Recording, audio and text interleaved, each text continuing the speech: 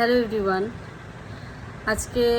কালকে আমি ব্লগ দিতে পারিনি, আর প্রচুর কাজের চাপ ছিল। তোমাদের আমি কমিউনিটিতে দিয়েছি। আবারও মাথা যন্ত্রণা করছে। আজকেও ব্লগ আমি করছি না, কারণ আমার দুটো ব্লগ আছে অলরেডি। আজকে ব্লগ পোস্ট হবে অবশ্যই। তো একটা সত্যি কথা আমি তোমাদের সাথে আজকে শেয়ার করতে চাই। কালকে একটা নাটকের ভিডিও আমি পোস্ট করেছি। মানে তোমাদের আমি কি বলবো, তোমরা এতটা ভালোবাসা দিয়েছো। 34 দিন পর আমি ওই চ্যানেলে ভিডিও দিয়েছি, পুরো 34 দিন পর। তোমরা বিশ্বাস করবে? তারপরেও আমি তোমাদের এত ভালোবাসা পাবো আমি স্বপ্নেও ভাবিনি। একটা জিনিস আমি যেটা রিয়েলাইজ করছি আর কি, যে যেটাকে ভালোবাসে না, সেটাতে সে সাকসেস হবেই হবে। তোমরা বললে বিশ্বাস করবে কিনা জানি না। আজ থেকে প্রায় কত বছর বলবো, যখন আমি বুঝতে শিখেছি, মানে নতুন নতুন সিরিয়াল হচ্ছিল আমাদের গ্রামে, যখন নতুন টিভি আসলো, কারেন্ট আসলো, তারপরে আমাদের বাড়িতে যখন টিভি আসলো, তখন সিরিয়াল দেখে আমি জানো তো আয়নার সামনে দাঁড়িয়ে অনেক প্র্যাকটিস করতাম। আমি জানি আমার শর্টসটা অনেকটা বড় হয়ে যাবে, তারপরেও একটু মনোযোগ দিয়ে শোনো কথাটা, তাহলে বুঝতে পারবে। আমি আয়নার সামনে দাঁড়িয়ে নিজে প্র্যাকটিস করতাম বিভিন্ন মুভির অ্যাক্টিং, বিভিন্ন স্ক্রিপ্ট, ডায়লগ। কোয়েল দেব, এদের শুভশ্রী আমার এখনও আমি ওকে ভীষণ ভালোবাসি। কোনো দিন যদি শুভশ্রীর সাথে আমার দেখা হয়, আমি জানি না, আমি হয়তো অজ্ঞান হয়ে পড়ে যাব, কারণ আমার এত ভালো লাগে ওকে।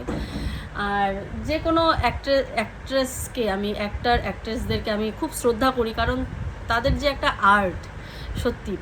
আর সেই ছোটোর থেকে এই পাখি, বোঝে না এদের যে এক একটা সিরিয়াল হতো, আমি সব সময় আয়নার সামনে দাঁড়িয়ে আমি চেষ্টা করতাম। আমার অ্যাক্টিংটা এত ভালো লাগে না, তোমাদের বলে বোঝাতে পারবো না।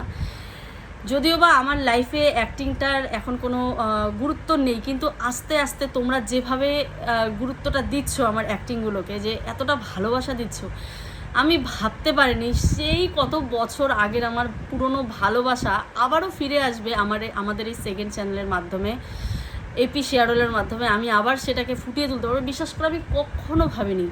তোমরা যদি যারা কেউ হয়তো দেখোনি আমার সেকেন্ড চ্যানেল, যাও গিয়ে একটু দেখে এসো। কোটির উপরে ভিউজ আছে সেখানে, কোটি ভিউজ হয় সেখানে। মানে আমি যদি রেগুলার কাজ করি, আমার চ্যানেলটা আজকে আমি কোথায় নিয়ে যেতে পারতাম। কিন্তু কি বলতো, আমি এতটা নিরুপায় যে আমি সেই চ্যানেলে আমি শ্রমই দিতে পারছি না, যেটা আমার ভাগ্যটাকে মানে এক চুটকিতে বদলে দিতে পারে। আমি সেই জায়গাটাতে আমি কাজই করতে পারছি না। মানে এত ভালোবাসা, এত ভিউজ, আমি তোমাদের কি বলবো, আমি পুরো খুশিতে অজ্ঞান হয়ে যাওয়ার মতো এমন একটা। তার মধ্যে তোমাদের এত ভালোবাসা যে তোমার অ্যাক্টিং এত ভালো হয়, এই যে একটা কথা, আমি ভুলেই গেছিলাম যে আমি একটা সময় এই অ্যাক্টিং, আমার জীবনে যদি প্রথম কিছু ইনকামের রাস্তা ঢুকে, ছোটোবেলার থেকে একটা হবি থাকে না, যে না এটা করব, এটাকে আমার প্রফেশন হবে। আমার সত্যি কথা বলতে আমার সর্বপ্রথম আমার যে ভাবনা ছিল সেটা হচ্ছে অ্যাক্টিং। আমার জীবনে আমি অ্যাক্টিংটাকে এতটা ভালোবাসা দিয়েছি, কিন্তু কি বলতো, কোনো দিন না করার সুযোগ পেয়েছি, না সময় পেয়েছি, না সুযোগ হয়েছে। ঠিক আছে, আর কোথায় করব?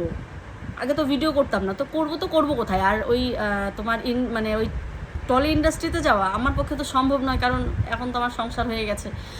আর ভালোবাসা থাকলে সব কিছুই সম্ভব, বুঝতে পারলে? আমি কখনো ভাবতে পারিনি আমার সেই অ্যাক্টিংয়ের জায়গাটাকে তোমরা এতটা ভালোবাসা দিবে।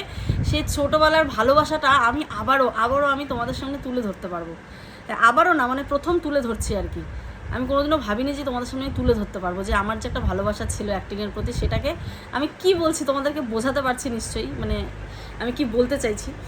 তো যাই হোক, আমি ভীষণ খুশি। এতদিন পর একটা ভিডিও দেওয়ার পরও আমি ভাবতে পারিনি যে ভিডিওটাতে ভালোবাসা হবে। যদিও বা ভিডিওটাতে প্রমোশন ছিল, কিন্তু তারপরেও আমি কিন্তু চেষ্টা করি প্রমোশন থাকলেও পুরো স্ক্রিপ্ট লেখে সেটাতে তারপরে প্রমোশন ঢোকানো। কারণ আমার যেটা অ্যাক্টিং বা আমার যেটা গল্প, সেই গল্পটাতে কোনো রকম খুঁত থাকুক আমি চাই না।